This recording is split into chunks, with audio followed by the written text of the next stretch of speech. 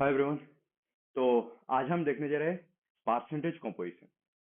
Percentage निकालना हमें बचपन से ही आता है कि टोटल एक बड़ा अमाउंट है, उससे हमें कोई उसमें कुछ पर्टिकुलर चीज का कितना है वो निकालना है। तो उसे तभी हम परसेंटेज निकालते थे। तो यहाँ पर भी हमें परसेंटेज निकालना है। सिर्फ हमें ध्यान या रखना है, हमें ये ख्याल रखना है कि यहाँ पे केमिस्ट्री के कुछ टर्म यूज।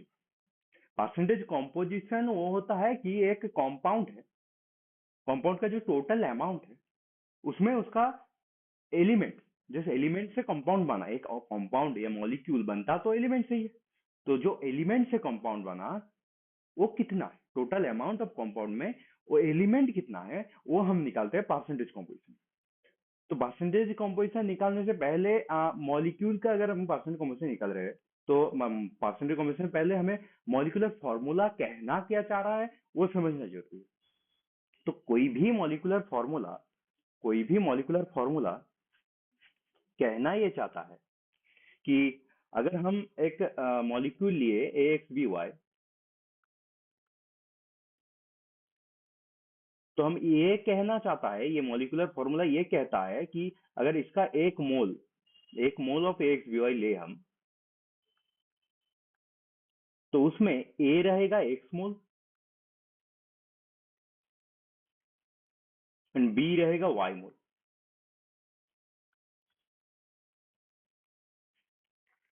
मतलब क्या हुआ कि कोई भी मॉलिक्यूल का जो मॉलिक्यूलर फॉर्मूला है उसमें एलिमेंट का नीचे एक नंबर लिखा रहता है, सफिक्स में एक नंबर लिखा रहता है, वही है एलिमेंट का constituent mole into the one mole of the compound. कि कोई भी कंपाउंड का अगर हम एक मोल ले ले तो कंपाउंड के एलिमेंट जो लिखा गया उसके नीचे सफिक्स का नंबर लिखा गया, उस वन मोल में उतना मोल ऑफ उस कंपाउंड है। तो मॉलिक्यूलर फॉर्मूला, कोई भी मॉलिक्यूलर फॉर्मूला यही कहना चाहता है। तो अगर हम कहे कि हम H2O को बात कर रहे हैं, तो हम ये कह सकते हैं कि वन मोल ऑफ H2O में 2 mole of hydrogen and 1 mole of oxygen. क्योंकि हाइड्रोजन का सफिक्स 2 है, तो 1 मोल ऑफ वाटर में 2 मोल ऑफ हाइड्रोजन है एंड ऑक्सीजन का सफिक्स 1 है, तो 1 मोल ऑफ वाटर में 1 मोल ऑफ ऑक्सीजन। तो अगर अब हम निकालना चाहे कि mole percentage composition of hydrogen in water, क्या हो जाएगा? वाटर का मोल कितना है? वाटर का मोल कितना है? 2 बाई टोटल मोल कितना है? Total mole of elements. Total यहाँ पे नीचे हमें टोटल मोल्स ऑफ एलिमेंट लेना है। ऐसा नहीं कह सकते कि हमने 1 मोल ऑफ कंपाउंड लिया तो नीचे 1 आएगा, नहीं। हम ऊपर एलिमेंट का मोल ले रहे हैं तो नीचे भी एलिमेंट का लेना पड़ेगा, तभी तो कटेगा ना। नहीं तो सेम नहीं होगा तो कैसे कटेगा? हम ऊपर अगर एलिमेंट का मोल ले रहे हैं, नीचे भी एलिमेंट का ही मोल लेना पड़ेगा कि उस कंपाउंड में जितना एलिमेंट था उनका कॉम्बाइंड मोल कितना है। तो इस कंपाउंड में क्या था? हाइड्रोजन ऑक्सीजन, हाइड्रोजन था 2 मोल और ऑक्सीजन था 1 मोल, तो 2 + 1। और परसेंटेज निकालना है तो इंटू 100। तो ये जगह हमारा 2/3 इंटू 100। तो 3 मतलब 3 3 9, 3 3 9। तो ये हो जाएगा हमारा 6.6%।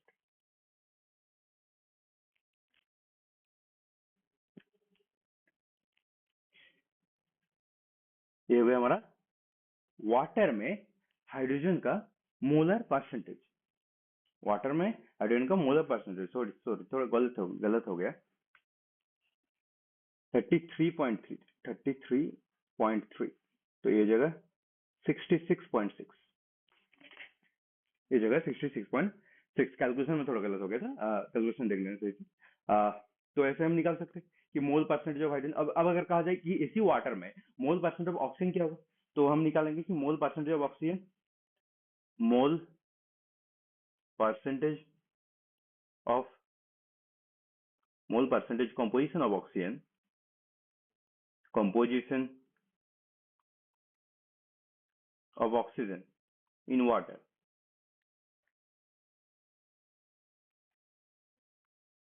क्या हो जाएगा?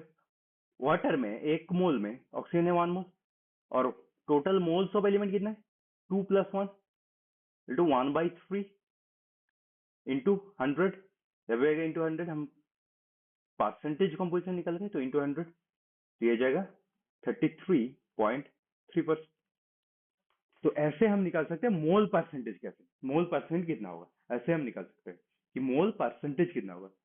अब परसेंटेज कंपोजिशन मेनली मोल के लिए नहीं कहा जाता, परसेंटेज कंपोजिशन मेनली कहा जाता है मास के लिए, वेट के लिए। तो हमें वेट से देखना है।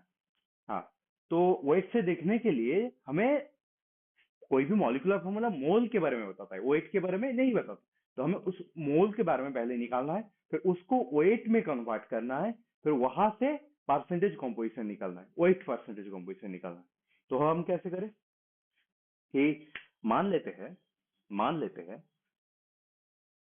मानना क्या है कि कंपाउंड ही है हमारा, एनएओएच एक कंपाउंड है।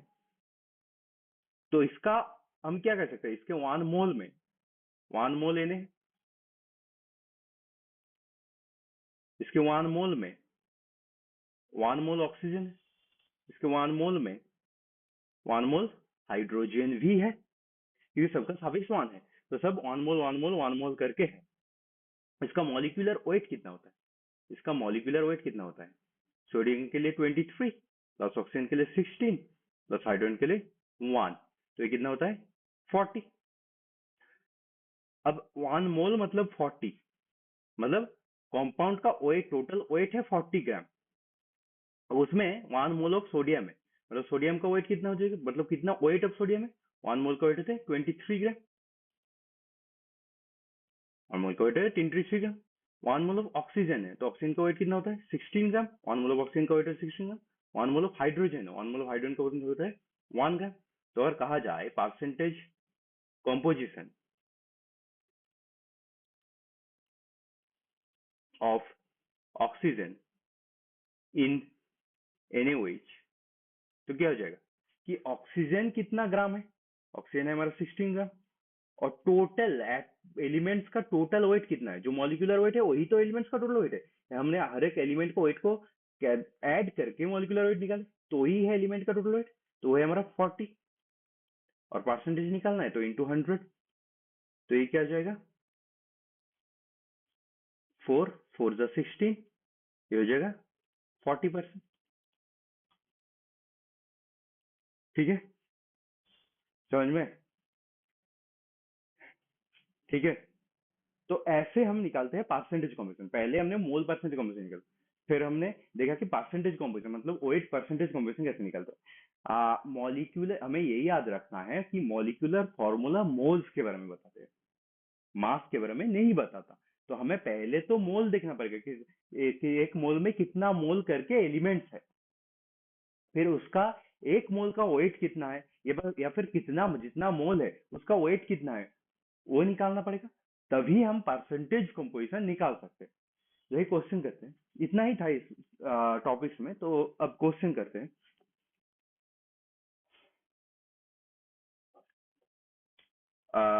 What is percentage composition of hydrogen oxygen in water?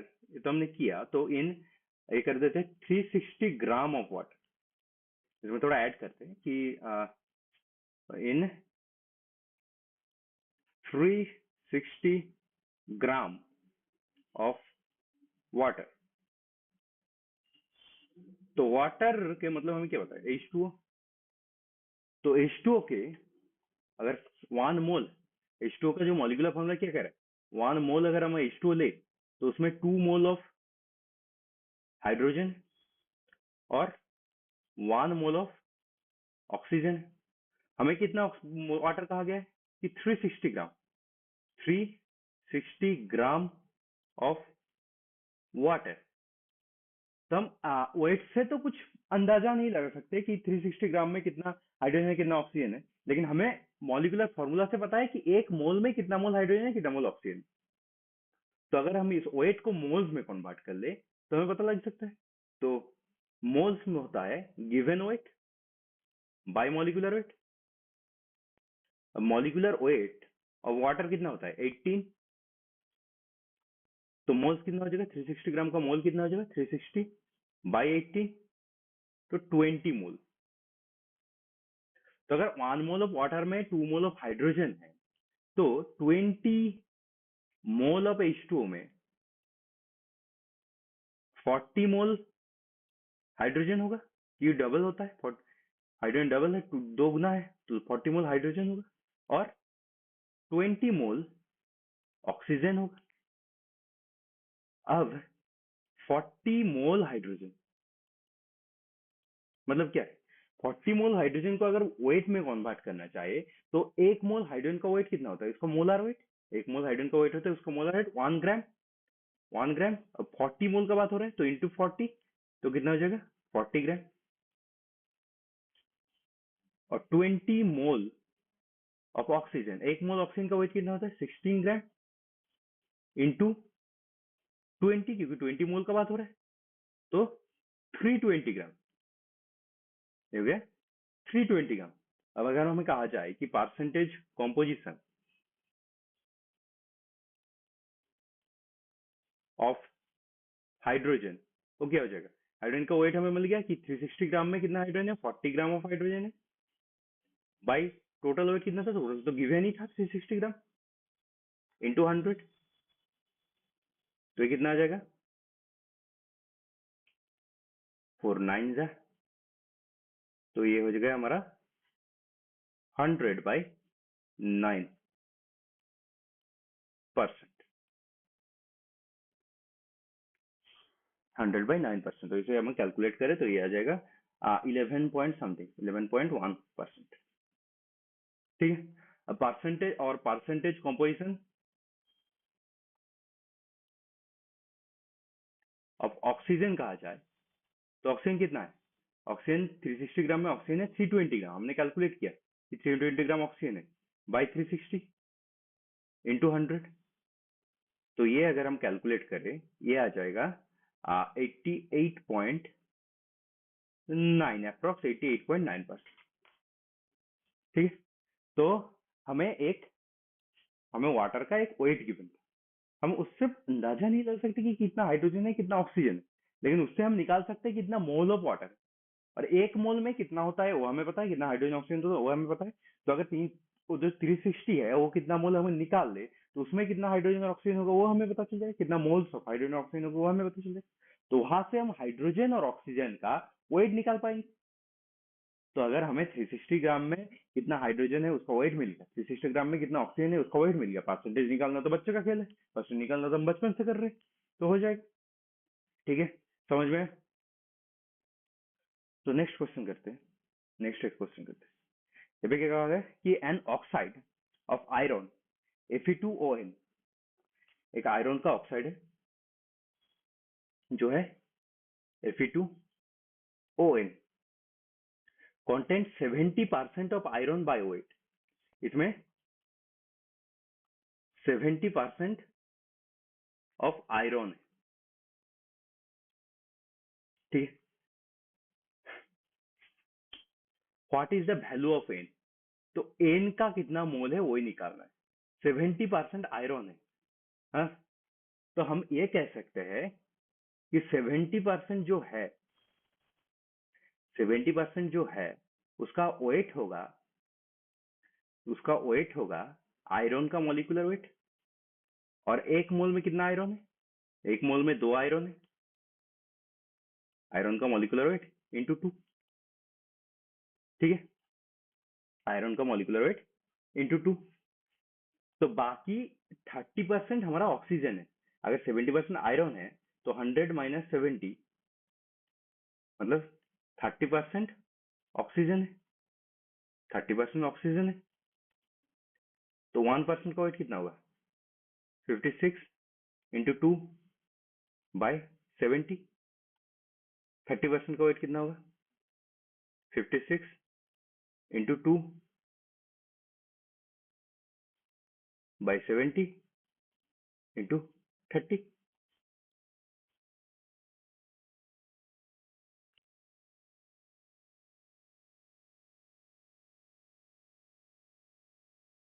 7 8 जा 56,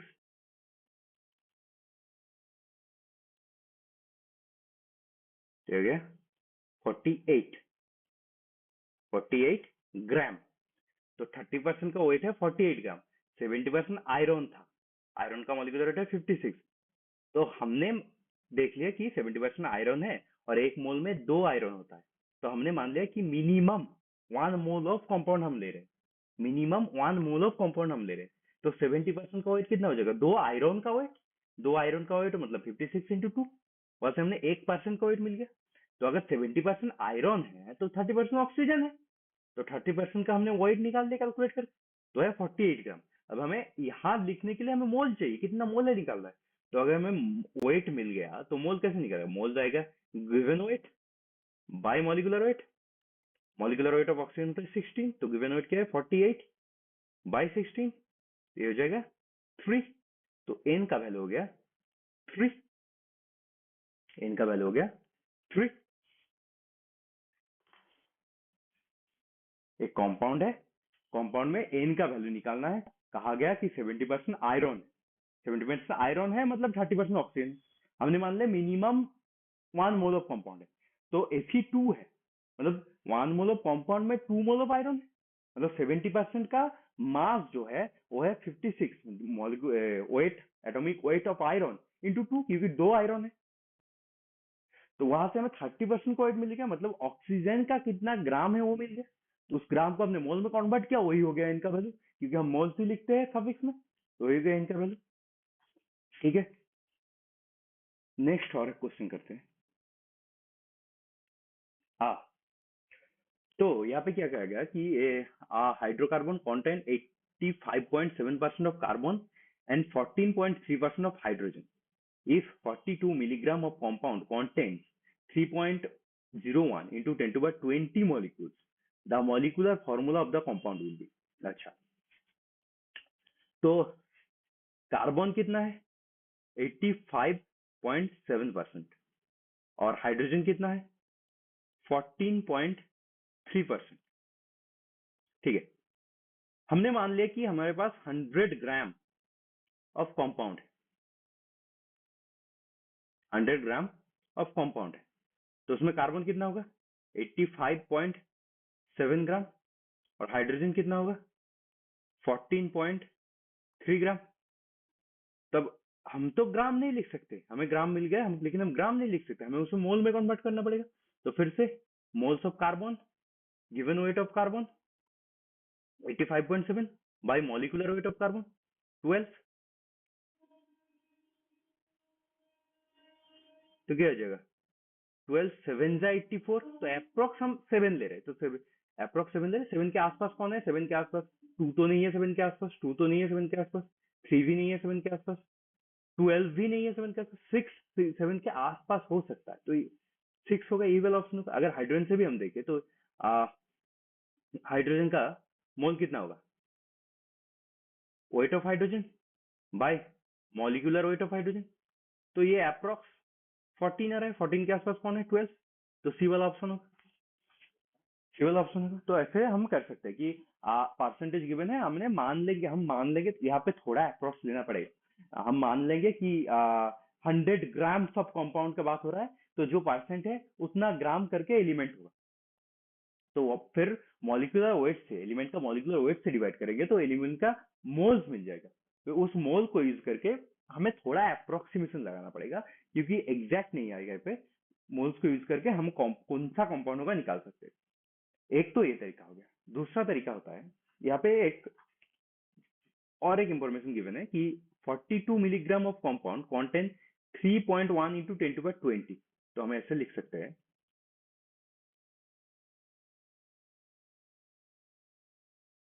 हम ऐसे लिख सकते हैं कि 3.01 इंटू 10 to the power 20 का वेट है 42 मिलीग्राम। ठीक है, हमें पता है, हमें पता है 1 मोल मतलब कितना पार्टिकल होता है, 1 मोल मतलब 6.02 into 10 to the power 23 number of particle. तो अगर उसका वेट हम निकाल ले तो 1 मोल का वेट हमें मिल जाएगा, मतलब कंपाउंड का मॉलिक्यूलर वेट मिल जाएगा। तो हम वही निकालेंगे कि एक का वेट फिर कितना होगा 42 बाय 3.01 इंटू 10⁻20। तो 6.022 इंटू 10⁻23 का वेट कितना होगा? 42 बाय 3.01 इंटू 10⁻20 इंटू 6.022 इंटू 10⁻23। तो क्या हो जाएगा? ये कट, ये वाला कट जाएगा, ये वाला कट जाएगा, रह क्या जाएगा? 2 इंटू 10⁻3। तो हो गया हमारा 84 इंटू 10⁻3 मिलीग्राम। और मिलीग्राम को अगर ग्राम में कन्वर्ट करें तो 84 इंटू 10⁻3 डिवाइडेड बाई 1000, तो हो जाएगा 84 ग्राम। तो हमें मिल गया जो कंपाउंड है उसका वेट होगा 84 ग्राम। यहाँ पे देखते हैं, अब हम क्या करेंगे, जब हमें उसका मॉलिक्यूलर वेट मिल जाएगा, हम यहाँ पे कैलकुलेट करने बैठेंगे, यहाँ पे कैलकुलेट करने बैठेंगे। तो जिसका वेट इसकी इस मॉलिक्यूलर वेट के बराबर होगा वही वाला ऑप्शन होगा। यहाँ पे देख, यहाँ पे 6 इंटू 12 प्लस 12 इंटू 1, तो ये हो जाता है हमारा 72 प्लस 12 हो गया 84। इसीलिए ये वाला ऑप्शन हो रहा है, इसीलिए ये वाला ऑप्शन हो रहा है। एक्चुअली होता क्या है, मैं बहुत सारे क्वेश्चन में डायरेक्ट उसका मॉलिक्यूलर फॉर्मूला गिवन होता है, तब हमें कोई भी कैलकुलेशन की जरूरत नहीं, हम डायरेक्ट मॉलिक्यूलर फॉर्मूला कैलकुलेट करेंगे, मॉलिक्यूलर फॉर्मूला कैलकुलेट करेंगे गिवन जो ऑप्शन है उन्हों का, जिसके साथ वो गिवन मॉलिक्यूलर फॉर्मूला मैच होगा, वही हो जाएगा हमारा आंसर, वही हो जाएगा हमारा आंसर। ठीक है, नेक्स्ट देखते हैं। नेक्स्ट क्वेश्चन है, यहाँ पे देख, यहाँ पे डायरेक्ट मॉलिक्यूलर फॉर्मूला गिवन है, डायरेक्ट मॉलिक्यूलर फॉर्मूला गिवन है कि जो भी लिखा है परसेंट परसेंट वो सब हम नहीं देखेंगे, लिखे है डायरेक्ट गिवन मॉलिक्यूलर फॉर्मूला 162 ग्राम, 162 ग्राम। तो हम यहाँ पे मैच करके देखेंगे किसका 162 ग्राम होगा। 162 बहुत बड़ा है तो हम बड़े से ही चालू करते हैं। कार्बन 10 है, कार्बन का है 12 प्लस 14 इंटू 1 प्लस नाइट्रोजन का